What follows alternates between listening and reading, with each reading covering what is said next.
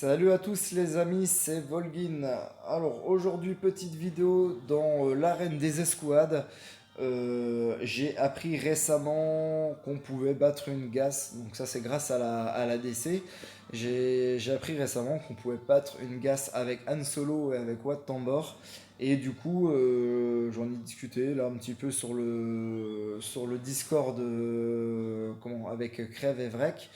Et du coup, Korgal est pareil, était surpris parce que du coup, c'est la première fois qu'il entendait parler d'une Dark Ribbon avec Han Solo pour battre une Gas.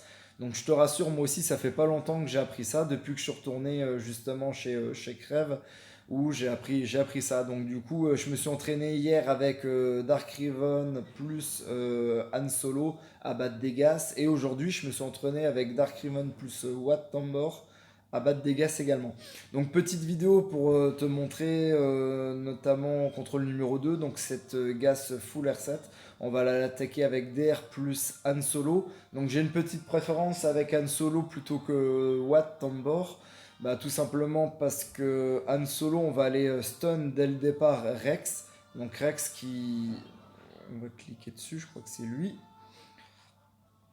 Donc ça va lui empêcher de faire sa spé formation, qui va donner un bonus de ténacité à l'ensemble des clones et qui va surtout leur donner 60% de jauge de tour en plus. Donc en gros, dès qu'il utilise cette compétence-là, tu as les trois autres clones qui attaquent juste derrière.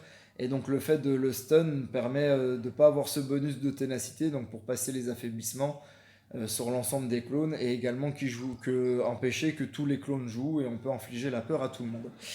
Donc, du coup, en plus, son Rex là, je crois, il est pas très rapide sur ce perso là. Il est qu'à 288 en vitesse. Ça m'arrive de tomber contre des Rex qui sont plus rapides que mon Dark Riven. Mon Dark Riven est à 322 en vitesse.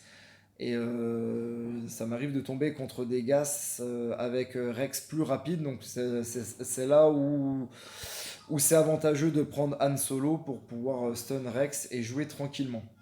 On va aller regarder son gas pour le plaisir. Donc il a une flèche protection, un triangle protection, une croix protection et un rond protection. Il est full protection avec 129 000 en protection, pas beaucoup de vitesse, 191, mais bon, c'est pas la vitesse qu'on recherche sur gas.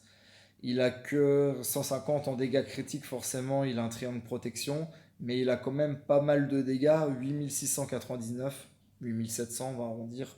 8700 dégâts, parce que du coup, il a des modules en attaque. Donc pas dégueu, si ce n'est ça manque un petit peu de dégâts critiques pour faire plus de dégâts. Mais voilà, il a une bonne team full R7 avec full Zeta également, 157 800. On va aller l'attaquer donc avec DR plus Han Solo. Habituellement, ma team DR, je la conserve comme ça.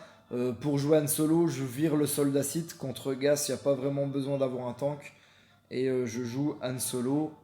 Je préfère conserver quand même HK pour ses spéciales avec protocole d'assassinat qui peut one-shot Gas quand les clones ne sont plus là. Et ça se fait une KO qui permet de faire des dégâts de masse qui sont relativement corrects. Donc dès le départ, et c'est ça aussi l'avantage d'avoir Han Solo, c'est qu'on peut passer outre la raillerie de Gas. Donc on va aller stun Rex directement. Ce qui fait que du coup avec Riven on peut utiliser folie et donc du coup infliger la peur à tout le monde. Ce qui permet de faire passer un petit peu les tours de tout le monde et d'éviter de prendre trop de dégâts une fois avant que Gas tombe au sol.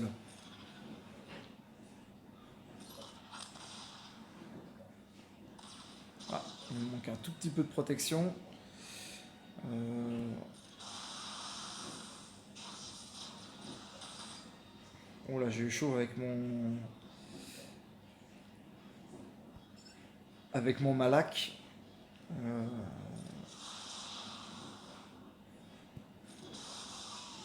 donc voilà, finalement ça se passe relativement bien. On n'a pas trop de soucis. Donc c'est pour ça que je préfère quand même jouer Han Solo plutôt que Watt. Avec Watt ça passe bien si on met sa compétence sur DR et reçoit plus 15% de jauge de tour à chaque fois qu'un ennemi, attaque. Mais du coup, il y a plus de chances de perdre des joueurs dans l'équipe. Et notamment, je pense à la GT où bah, chaque point est important, chaque bannière est important. Donc c'est vrai que c'est plus intéressant de faire un plus 20 ou un plus 19 bannière contre une GAS plutôt qu'un plus 16 ou plus 17.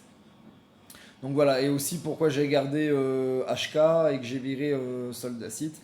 Bah, avec protocole d'assassinat, on va pour aller one shot GAS. Et puis là, le tour est joué. Donc, en termes de bannière, là on serait à plus 19 si jamais on jouait en GT. Et je trouve que ça passe relativement bien. Donc ça c'est quelque chose que j'ai appris grâce à l'ADC. Donc merci l'ADC. Et donc du coup je vous fais partager ceci en vidéo. Donc voilà pour cette vidéo. J'espère qu'elle vous aura plu. Je vous souhaite à tous une agréable journée. Bye bye.